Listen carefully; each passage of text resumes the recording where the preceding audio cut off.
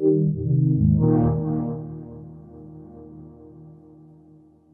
my name is Alan DeBeery. I'm game director for Heroes of the Storm. So, Ellen, talk a little bit about the evolution of Heroes of the Storm overall from when you guys first launched to now and the amount of leeway you guys have made. Yeah, when we started on Heroes of the Storm, we set out to make a game in this genre, the MOBA genre, that had some unique aspects to it that really stood out from the rest in this space. And I think that we've accomplished that, both with the game design itself, with things like per hero talents, multiple battlegrounds that have specific map objectives, and the unique, diverse heroes that we have. But then also with the continued heroes that we keep on adding since we've launched the game, we continue to kind of push that, where we continue to add crazy heroes like Cho'Gall, Ragnaros, and even awesome heroes like Kel'Thuzad with his Chains of Kel'Thuzad ability and his baseline quest. So, what are some of the challenges when working on essentially a MOBA, as it terms instead of like StarCraft, where eventually you do patching, but eventually it levels out where the MOBA is always in a constant state of flux with all the heroes? It's a challenge for sure. We do have regular releases of new heroes, so that's constantly kind of changing the meta that we then have to stay on top of. We also do reworks on top of that. And in fact, with this Kel'Thuzad release, we have 4 heroes that are actually going through some changes. And then beyond that, we're releasing balance changes potentially every couple weeks as needed. So it's something that we're on top of. We're kind of in tune with what's going on the live game, whether it's data that we're collecting from our side or feedback from the community. It's always a challenge, but I think we're up for it, and we've shown that we can continue to make improvements to fix any major problems that exist. Does your team work with esports players at all when you're designing new heroes or making changes to the game? So during the early design phases, no, not necessarily, but later on, actually, we will get feedback from professional esports players and react to their feedback. Obviously, on the PTR, they also can experience the hero and they give us feedback too. And then through our esports team, we also collect feedback that way. During HGC, while it's ongoing, there may be various things that seem to be kind of playing out in the professional space, and so we can get that feedback through them and react to it in future updates. So you talk about your matchmaking system. You guys have made improvements or try to make improvements constantly. But for example, when I'm in ranked, I'm gold. But when I'm in QM, my visible matchmaker rating is diamond. So talk about how you guys try to balance that and make sure that you're being matched with players of equal skill level. So, well, first of all, in Quick Match, we don't have a rank specifically. So when you say you're diamond, I don't know if you're looking at some other location for that. But matchmaking is something that we will never stop working on. It's not a solved problem. We're actually continuing to work on it right now. Over the last year, we've made significant improvements to our matchmaker, both in the ranked space and in Quick Match. Quick Match has its own set of problems that we have to tackle, considering that it's intended to be a mode where you have choice over your hero. So as a result, we have to deal with comp situations as well, and we've continued to make changes there too. One of the most recent changes we made was that we've made it so that you'll no longer be matched up, or we prefer not to be matched up against mirror matches. So if I'm playing, in this case, Kel'Thuzad, when I go into a game, hopefully there's not a Kel'Thuzad on the other side.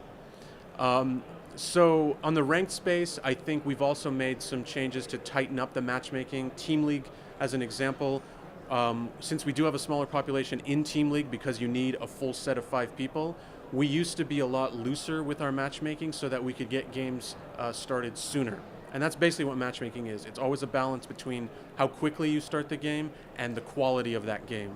And we found that even if we start a game sooner but it's not a great matchup, that's not a great experience.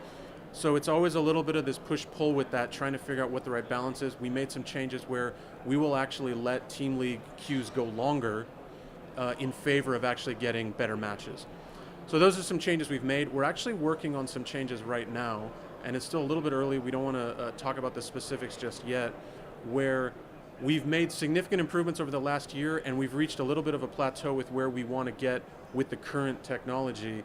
We're looking at some new changes that will help matchmaking even more, so that you'll be able to get to your spot quicker, meaning your skill level quicker, especially if you're a new player, and that if there are any changes to your play style, like let's say you leave the game for a while and come back and you're not familiar with what's going on as much, we can actually get you to a more appropriate place sooner as well. So we're working on some stuff right now. We'll have more to say soon, but like I said at the beginning, matchmaking is something that we will always be working on. I'm curious to know if in the matchmaking, does it take into account how many times you've used the hero as well, or just a personal level? No, we actually do take into consideration how much you've played that hero. Like we actually talked about this, I think it was either last BlizzCon or the one before, where we have data that shows that your experience with a hero beyond what your skill is as a player in Heroes of the Storm is a very important factor for matchmaking. And so earlier on, when you're playing with that hero, we're actually going to take that into consideration and actually artificially lower your MMR for that game while you're playing with a specific hero. As you've played with them more, you reach this kind of pivot point where you understand how to play with that hero and against other heroes as that hero. And so we actually start normalizing that MMR back to a base level. So absolutely, we take that into consideration. Heroes of the Storm is one of the only MOBAs that does not have a concede button. Is there a reason for that design? Do you think we'll ever add a concede option in the future? I rarely say never to any questions that are asked because we change the game so much. I will say that it is very unlikely that we'll ever add a concede button to Heroes of the Storm just as a straight concede. If we did it, there would be various factors involved. And the reason this is if we just added the equivalent of surrender or concede to the game, even if it was a voting thing, this game allows for way too many opportunities for comebacks. There's way too many games that early on something happens and people might think the game is over, but in reality that initial thing did not significantly impact the overall game. Our game length is actually quite a bit shorter than a lot of other games in this genre, and as a result, the risk of playing the game out is also lower. If you just try, stick with it, pull together, maybe you get that comeback. If not, it's probably just a few minutes more before the game is over. The risk of adding the concede or surrender is we can create way more toxic situations where people, because of that early first blood that happens at that initial just chaos fight that everyone does at the very beginning of the game that is meaningless, people might decide, the game is over. We should all just start surrendering. And if you don't, then they all start raging. And it's just, we don't want a situation like that. So we may consider something where if people start dropping from a game and you're in truly a situation where you're at a disadvantage, straight disadvantage, maybe that's where we might actually either provide a situation where a button or just straight do it where we say, this game is probably not going to work out anymore, let's just end it. Or another thing we're also looking into is loss forgiveness, which is if you're in a situation that either someone's left the game or something about the game just doesn't make sense anymore, we may still let the game play out, but we'll actually just wipe that game from your record, essentially, in the sense that if it's a ranked game, we might go, okay, that wasn't a real game. We're not going to dock you the points.